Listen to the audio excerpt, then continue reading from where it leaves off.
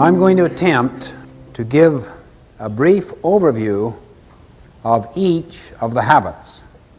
It's like getting a kind of airplane view of the whole mountain range before we go down to explore the detail. Habit 1, be proactive, basically means that your life is a product of your values, not your feelings. That your life, or the organization's life, is a product of your decisions, not your conditions. The opposite of being proactive is to be reactive, which basically means that your life is a function of your feelings, your moods, your impulses, other people's treatment.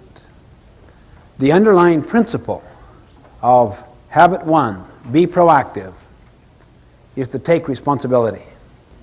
The concept is you and I have the capacity to choose our response.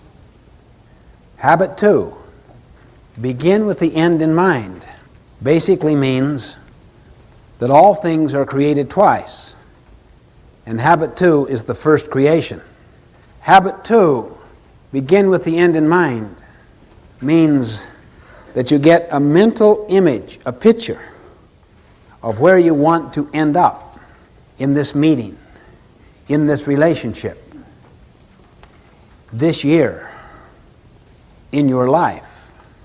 To a company, it is the vision it has of its future. It is the creation of that vision.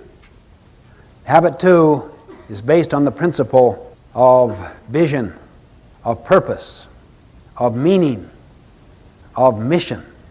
Habit 3, to put first things first, is the second creation. To put first things first means you decided what the first things were in habit 2. Now you have the discipline and the commitment to keep them first. The opposite of putting first things first is to put second or third or fourth things first. That's why many people really deeply value their family relationships, their health, their personal integrity, but they get caught up in the powerful social value systems, timetables, and agendas of their culture. Never question it, so that the first creation has already been done for them, done to them in the form of programs, scripts that they never question. Then they get on this ladder of success, and they arrive at the top rung, only then to realize the ladder is leaning against the wrong wall. They come to realize that no one on their deathbed ever wished they'd spent more time at the office. As Goethe put it, things which matter most must never be at the mercy of things which matter least. Habit 4, think win-win, is the habit of mutual benefit. The underlying paradigm or principle is abundance. There is plenty out there and to spare. So you don't have to be threatened by the strengths of other people. You can nurture competency around you higher than your own. It doesn't threaten you. You can share knowledge. You can share recognition, gain, profit. The opposite is scarcity, not abundance.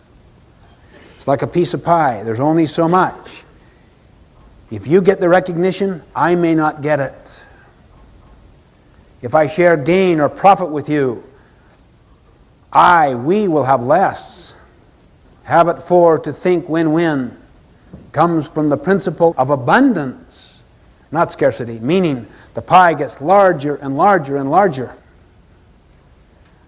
Habit 5, seek first to understand, then to be understood, is the habit of empathic communication, meaning you always seek to understand first. The teacher diagnoses, pre-assesses before teaching. The doctor diagnoses before prescribing. the attorney does discovery before developing his or her own case or brief. Understand first before you seek to be understood, before you seek to contribute, before you take action, before you have the basis for judgment. Habit 6, reenergize, is the habit of creative cooperation, seeking to understand. We create something that was not there before. That takes high levels of cooperation.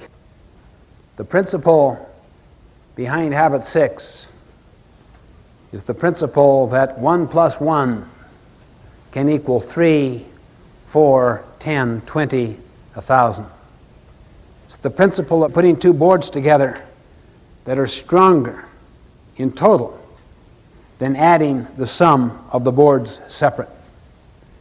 It's the principle of valuing differences, not tolerating differences, not accepting differences, celebrating differences. Habit 7 is called sharpen the saw. It is the principle of renewal, the principle of continuous learning, continuous improvement, getting better constantly. It's based on the principle that we have the capability of charging our own battery.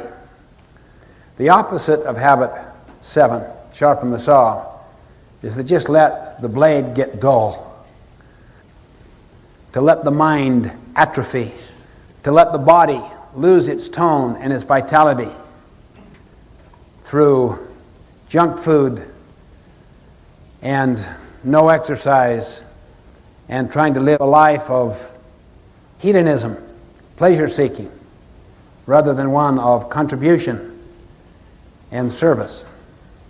It renews each of the other 6 habits.